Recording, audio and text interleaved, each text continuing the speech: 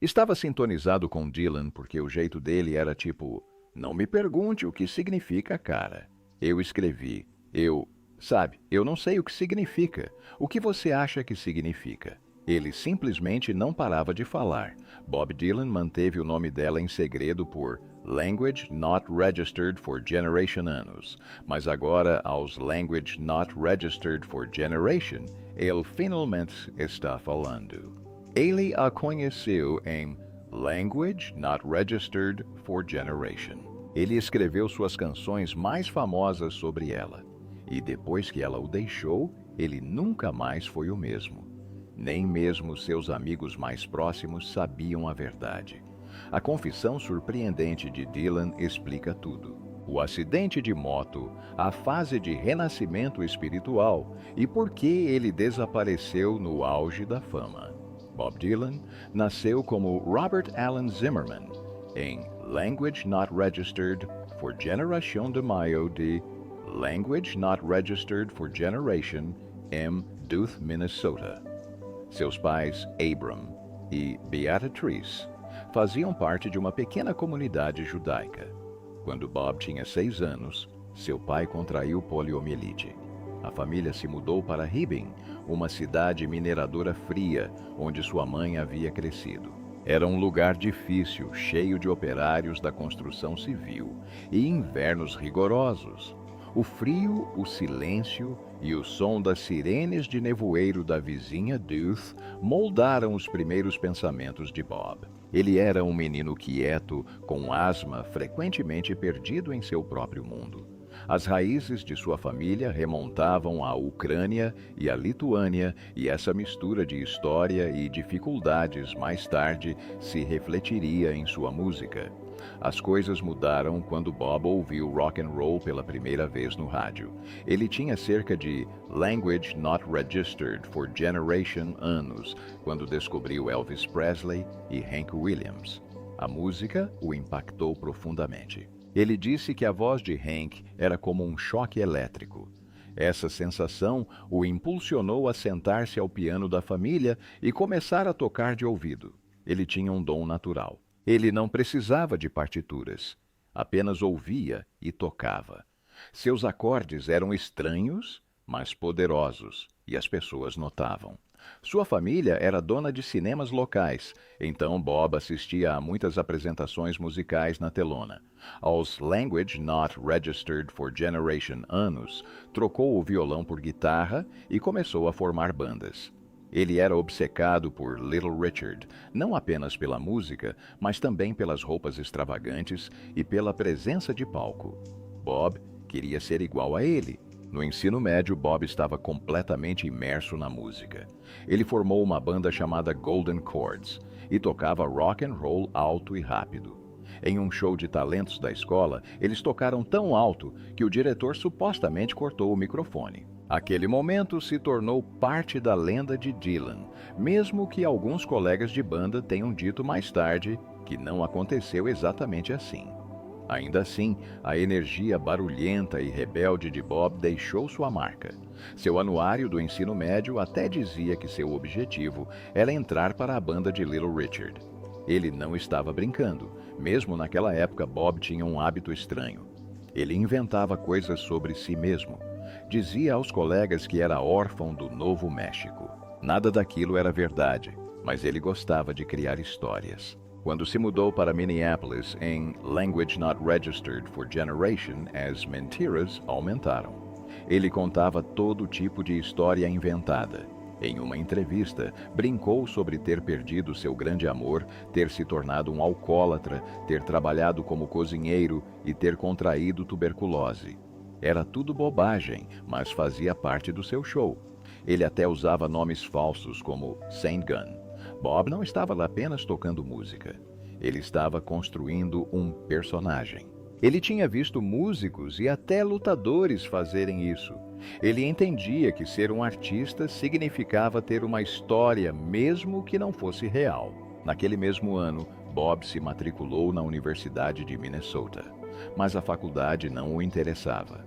Ele se mudou para um pequeno apartamento acima de uma farmácia em Dinkytown, um lugar cheio de estudantes poetas e dissidentes políticos. Lá ele encontrou o que realmente procurava. Tocava em cafés locais por apenas alguns dólares por noite, às vezes sendo demitido por pedir mais. Foi em um desses pequenos lugares que ele se apresentou pela primeira vez como Bob Dylan. Ninguém sabe ao certo de onde veio o nome. Alguns dizem que foi inspirado pelo poeta Dylan Thomas. Outros dizem que foi por um cowboy de um programa de TV. De qualquer forma, o nome pegou. Em Dinkytown, alguém entregou a Bob um livro, a autobiografia de Woody Guthrie, Bound for Glory. Aquele livro mudou tudo. Bob parou de tocar guitarra elétrica e pegou um violão. Ele começou a compor músicas que soavam mais como folk e protesto do que rock and roll.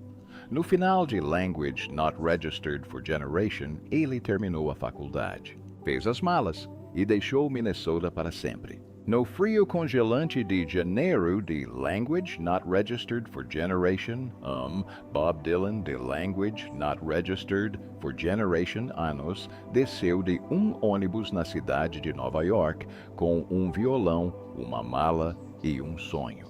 Ele havia acabado de dirigir quase Language Not Registered for Generation horas seguidas desde Minnesota, enfrentando o rigoroso inverno.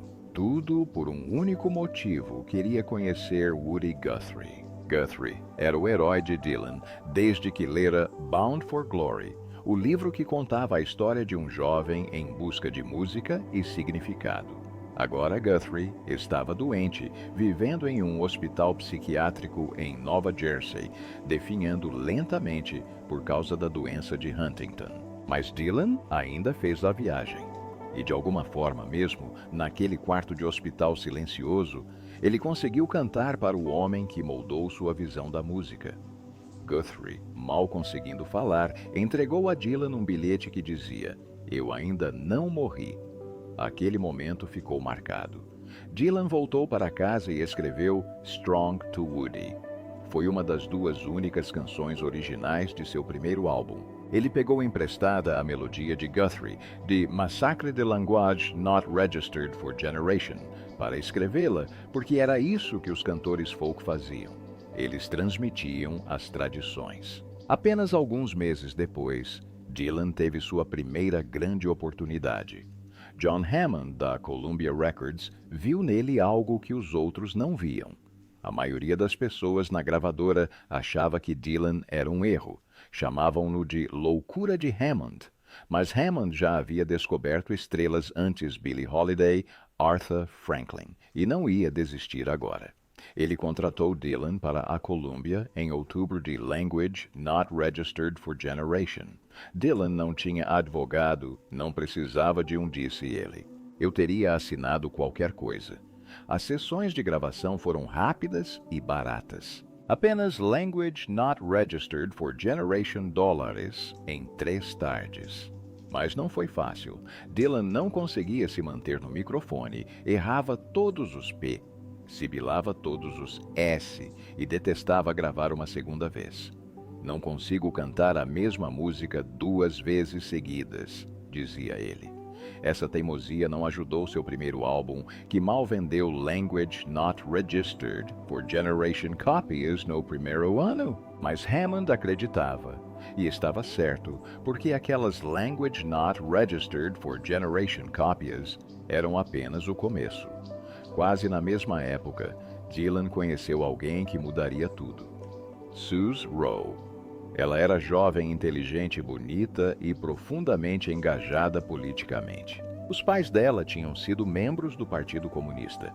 Ela cresceu em meio a protestos e ativismo. Dylan foi imediatamente atraído por sua energia e no início de Language Not Registered for Generation, eles já moravam juntos.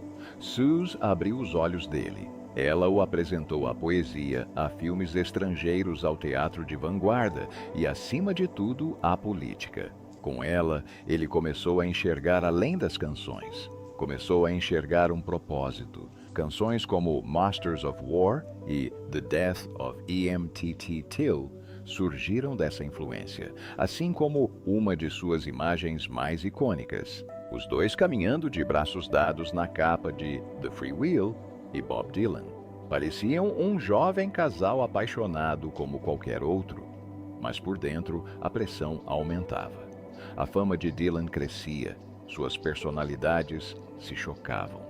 Em Language Not Registered for Generation, tudo acabou. O amor que ajudou a moldar sua voz não resistiu à tempestade que ajudou a criar. Mas o bairro Greenwich Village continuava lá. Tinha se tornado o centro do universo da música folk. Todas as noites, os cafés fervilhavam com guitarras e vozes. Dylan se apresentava no Goethe's Folk City, no Café Wha, no The Bitter End, em todos os lugares importantes. Era uma vida difícil. Apartamentos minúsculos e frios, comida barata, suéteres emprestados, mas era mágica. Você podia caminhar pela rua MacDougall e ouvir o futuro em cada porta. Os artistas se observavam, aprendiam uns com os outros, competiam e colaboravam. Essa pressão tornou Dylan mais afiado, mais rápido, mais destemido. Também o tornou mais estranho. Dylan começou a construir sua própria lenda. Em entrevistas, ele contava histórias mirabolantes e completamente falsas. Certa vez ele contou à Playboy que começou a cantar rock and roll depois de perder seu único e verdadeiro amor, jogar cartas, se tornar um chinês em Phoenix e acordar em um salão de bilhar. Ele afirmou que certa vez morou com uma garota de Language Not Registered for Generation anos e trabalhou como modelo para Charles Atlas. Quando o entrevistador perguntou se tudo isso o levou à música rock, Dylan respondeu: "Não foi assim que peguei tuberculose. Nada disso era verdade, mas tudo soava bem." Ele não queria ser Robert Zimmerman do Minnesota. Ele queria ser Bob Dylan, quem quer que fosse. Então, ele foi inventando tudo à medida que avançava. Mesmo quando as histórias ficavam mais estranhas, suas canções ficavam mais incisivas. Em Language Not Registered for Generation, ele escreveu sobre a morte de E.M.T. Till. No ano seguinte, veio a morte solitária de Hattie Carroll, uma canção que chocou os ouvintes com sua verdade calma e brutal. Hattie era uma mulher negra assassinada por um homem branco rico. O assassino pegou 6 meses de prisão. Dylan não se limitou a apontar o dedo. Ele contou toda a história. As pessoas, o sistema, o silêncio. Não era mais apenas protesto, era poesia. No verão de Language Not Registered for Generation, o mundo começou a notar. Dylan se apresentou no Newport Folk Festival, o maior palco da música folk.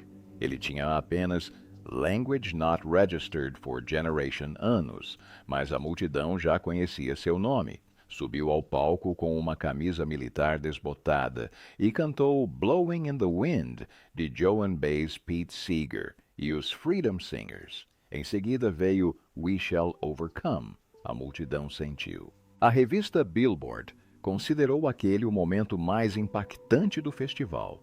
Todos podiam ver. Dylan não era mais apenas parte da cena. Ele a liderava. Seu relacionamento com Joan Baez foi parte dessa ascensão. Ela já era famosa quando se conheceram, mas acreditou nele, o levou ao palco, cantou suas músicas e o ajudou a ascender. Em Language Not Registered for Generation, eles eram parceiros dentro e fora do palco. Juntos, cantaram na marcha sobre Washington, pouco antes do Dr. King proferir seu discurso. Eu tenho um sonho, mas a fama tem um preço. Em Language Not Registered for Generation Durante, a turnê de Dylan pelo Reino Unido, ele levou Baez consigo, mas não a deixou se apresentar. Ela se sentiu abandonada com o coração partido. Quando ele se casou com outra pessoa, poucos meses depois, tudo acabou. Baez escreveria canções sobre essa dor, especialmente Diamonds and Rust.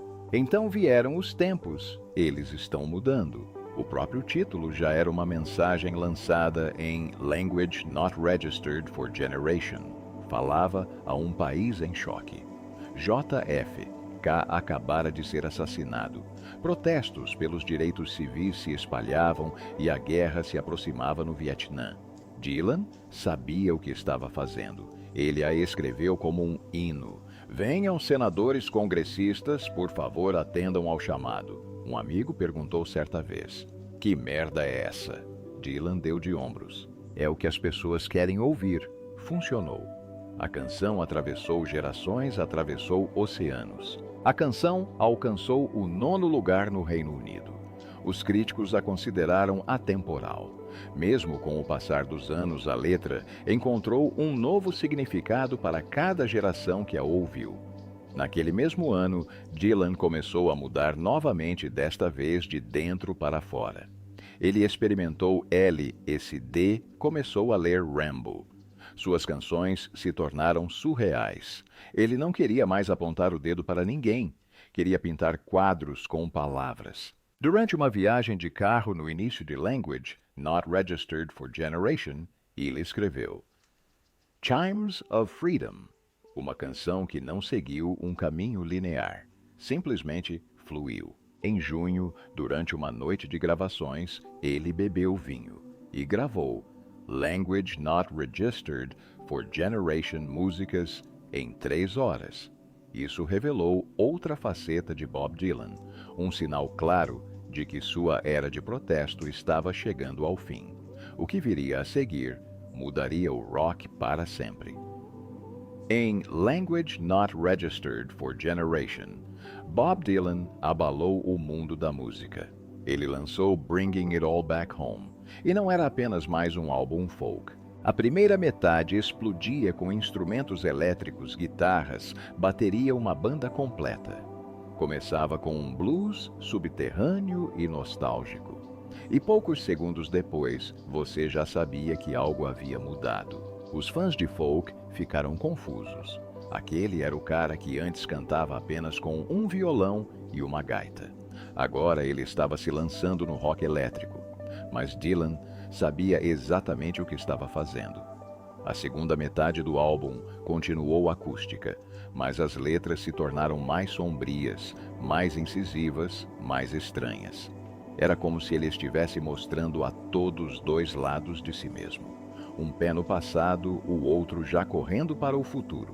E a faixa final acabou. Baby Blue soou como uma despedida. Não apenas para um amor, mas talvez para toda a cena folk que tentara impedi-lo.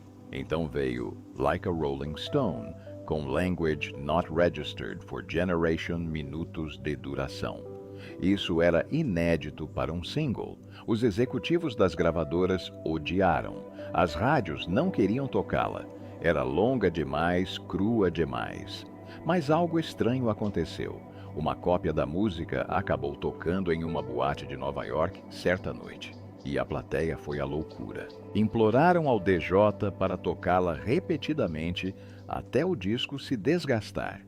Na manhã seguinte, as rádios ligavam implorando por cópias. Mesmo que os DJs tivessem que virar o vinil na metade para tocar a música inteira, ninguém ligava. A letra era impactante.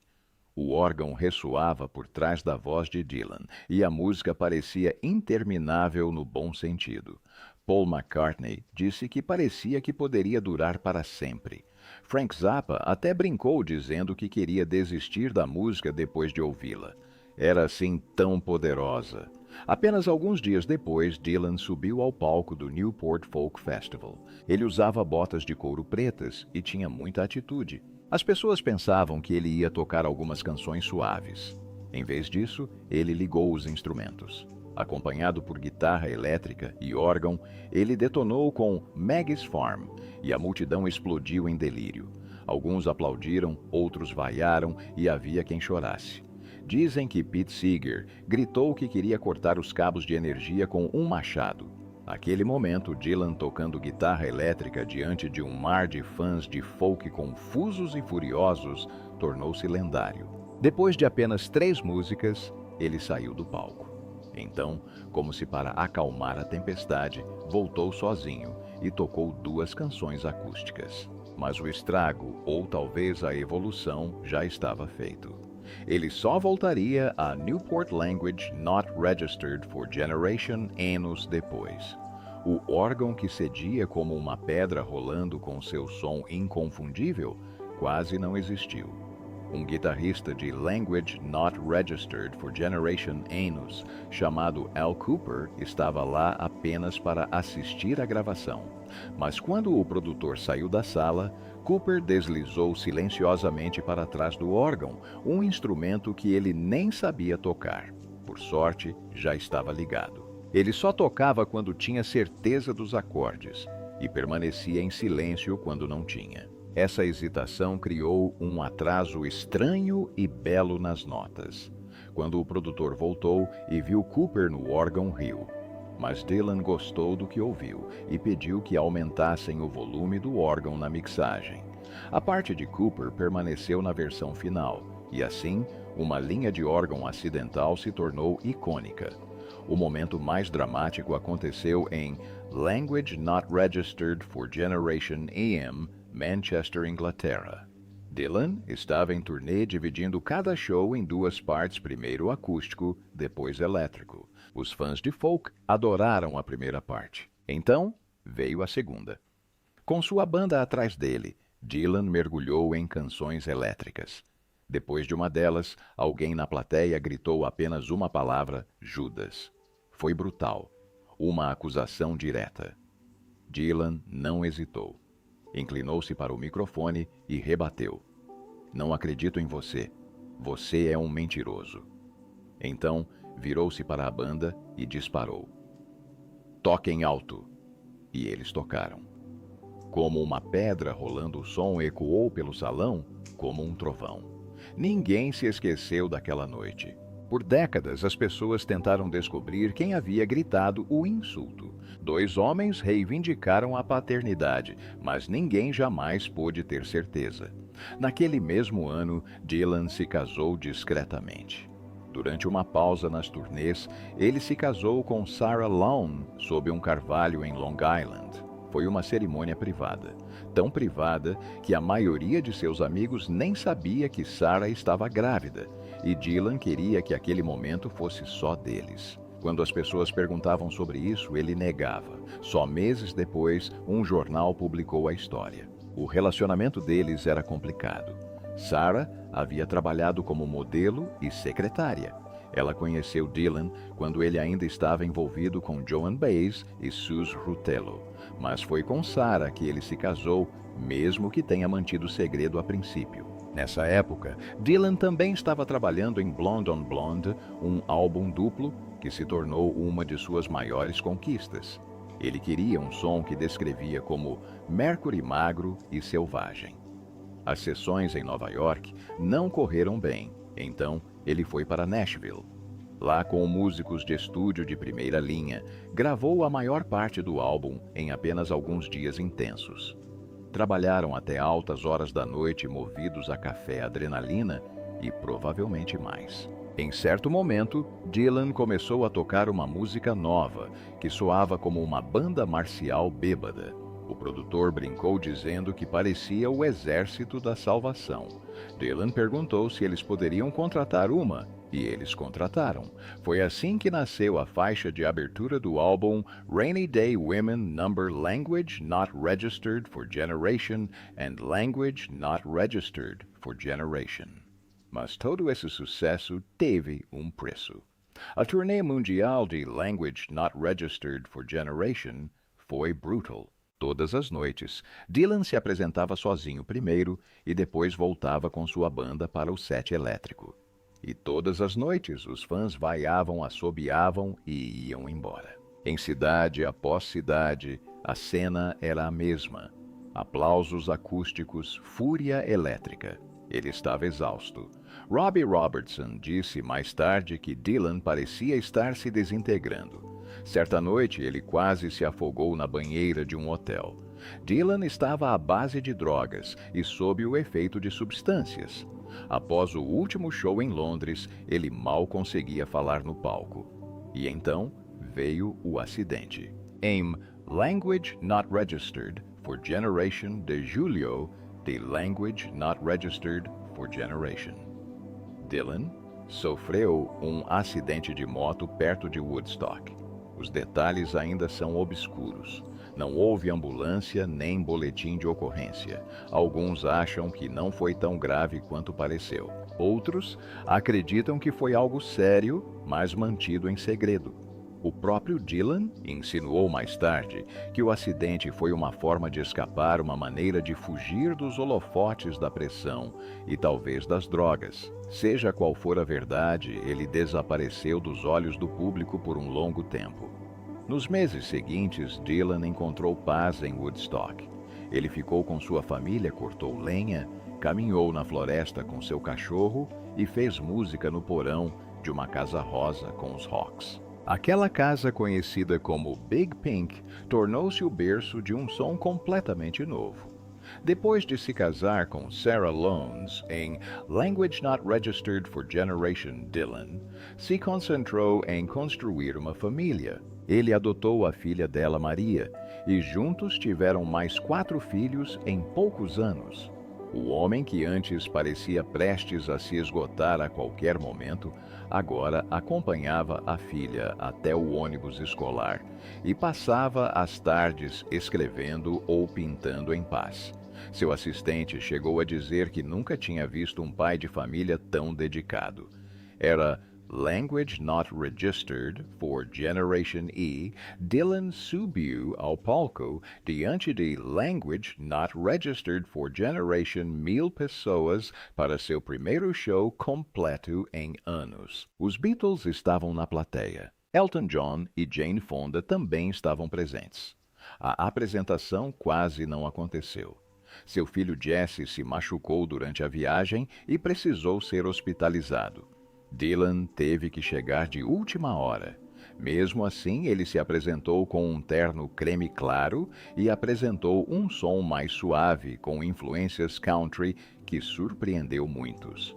Naquela noite, Dylan não estava apenas cantando. Ele estava mostrando ao mundo que havia mudado. Mas o que veio a seguir deixou até mesmo seus fãs mais fiéis perplexos.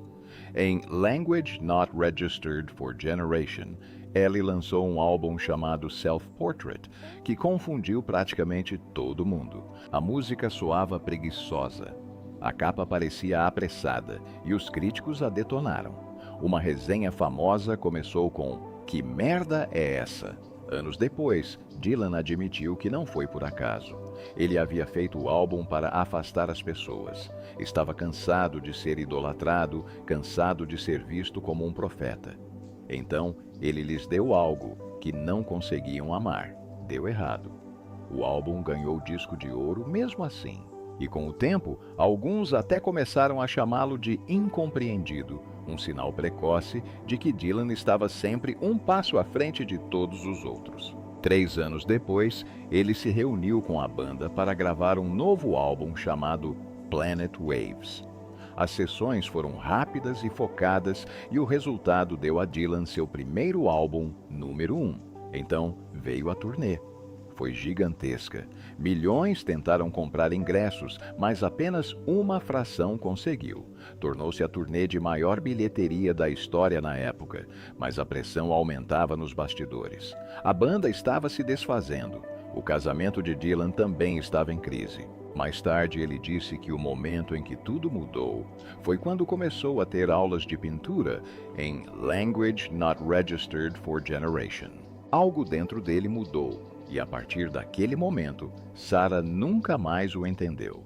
Essa ruptura emocional transbordou para o seu próximo álbum, Blood on the Tracks, lançado em Language Not Registered for Generation, soou como Dylan reabrindo uma ferida. Embora ele negasse que fosse sobre seu casamento, a dor nas canções contava outra história. Seu filho Jacob diria mais tarde que o álbum era definitivamente sobre seus pais. O próprio Dylan admitiu que havia alguma verdade enterrada nele. As canções eram cruas, amargas e profundamente pessoais. Ele chegou a regravar metade do álbum depois que seu irmão deu uma avaliação morna à primeira versão. O resultado foi um dos álbuns sobre término de relacionamento mais impactantes da história da música. Em seguida, veio a turnê mais ousada de sua carreira. A turnê Rolling Thunder não era apenas uma turnê. Era um espetáculo itinerante com poetas dramaturgos e estrelas do rock. Dylan usava pintura facial branca no palco e convidava estranhos para se juntarem a ele ao longo do caminho. Era caótico, espontâneo e completamente diferente de tudo que os fãs já tinham visto. Ele estava em busca de algo maior que a música, algo teatral, simbólico e pessoal. E no centro de tudo isso, Dylan ainda tentava manter seu casamento. Certa noite, em Language Not Registered for Generation, Sarah apareceu no estúdio. O relacionamento deles não estava bem, mas Dylan viu uma oportunidade. Ele pediu à banda que tocasse, virou-se para Sarah e disse: "Esta é para você." Então cantou Sarah, uma canção sobre a vida deles juntos com ela do outro lado do vidro. Todos na sala ficaram em silêncio. Foi cru, foi real. E por um momento funcionou. Eles reataram brevemente. Sarah até participou da turnê e apareceu no estranho filme de Dylan, Ronaldo e Clara. Mas as rachaduras eram profundas demais. Tudo desmoronou de vez. Em Language Not Registered for Generation, Sarah desceu as escadas uma manhã e encontrou outra mulher em sua casa sentada com Bob e as crianças. Seguiu-se uma discussão acalorada. Ela alegou que ele a agrediu. Documentos judiciais descreveram comportamento errático e medo. Dylan negou o abuso, mas não pôde negar o dano. Eles travaram uma guerra pela custódia dos filhos, dinheiro e lembranças. Ela ficou com metade de tudo, incluindo os direitos de muitas das músicas que Dylan havia escrito durante o casamento. Parte do acordo era que ela nunca falaria sobre a vida deles juntos, e ela não falou. Anos depois, Dylan admitiu que não foi um bom marido. Ele achava que duraria para sempre, mas não durou. Em vez disso, o que ele deixou para trás foi música impregnada de mágoa e honestidade. Canções que contavam a verdade mesmo quando ele tentava escondê-la. Em Language Not Registered for Generation, durante um show em San Diego, alguém jogou uma pequena cruz de prata no palco. Dylan a pegou. Na noite seguinte, em um quarto de hotel isolado em Tucson, ele disse ter sentido Jesus tocá-lo fisicamente. Tremia por inteiro. Aquele momento o transformou. Ele se tornou um cristão renascido. Logo foi batizado, fez aulas de estudo bíblico e lançou um álbum repleto de música gospel. Parou de cantar suas antigas canções de protesto e saiu em turnê com um repertório totalmente voltado para a fé. Os fãs ficaram confusos, os críticos foram duros, mas Dylan não se importou. Pelo menos ainda não. A reação negativa veio rápido.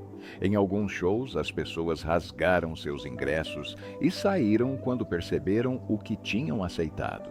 Do lado de fora das casas de shows, outras imploravam para vender seus ingressos de Language Not Registered for Generation Dollars por apenas Language Not Registered for Generation.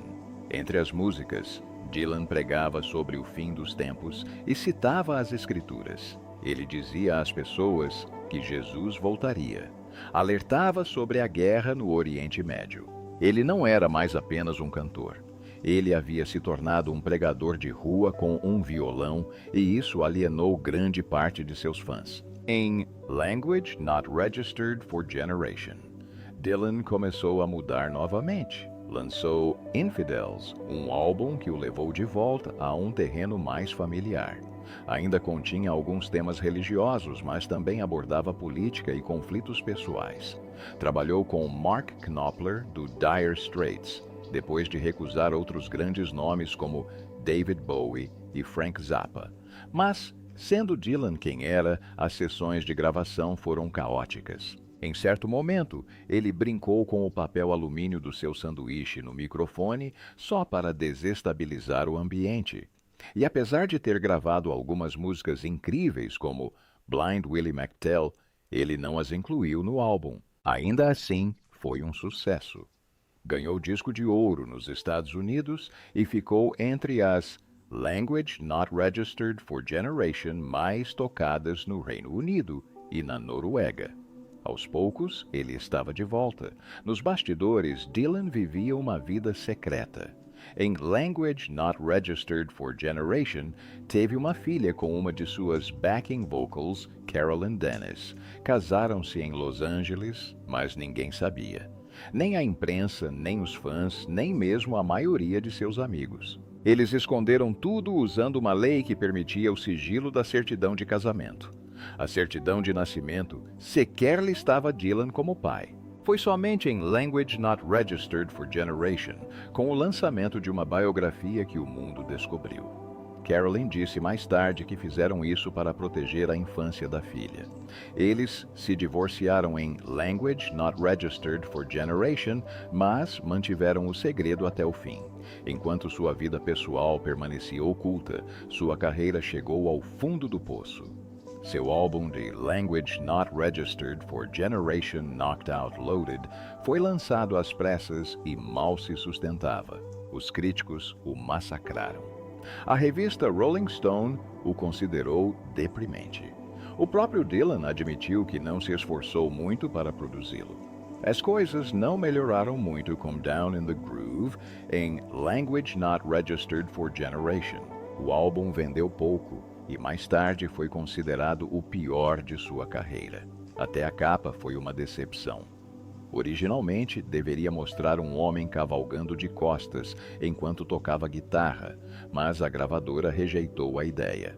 Isso resumiu todo o período confuso, fora do rumo e cheio de oportunidades perdidas. Mas quando tudo indicava que Dylan estava em declínio, algo inesperado aconteceu. Em Language Not Registered for Generation, ele se reuniu com George Harrison, Roy Orbison, Tom Petty e Jeff Lynne para gravar uma música rapidamente. Aquela sessão se transformou em um supergrupo chamado Traveling Wilburys. Cada um deles adotou nomes engraçados e tocava como se estivesse apenas se divertindo sem tentar se tornar uma lenda. Deu certo. O álbum que gravaram foi um sucesso. Ganhou um Grammy. E para Dylan, significou ainda mais. Mostrou que ele ainda tinha talento, que ainda podia criar algo grandioso.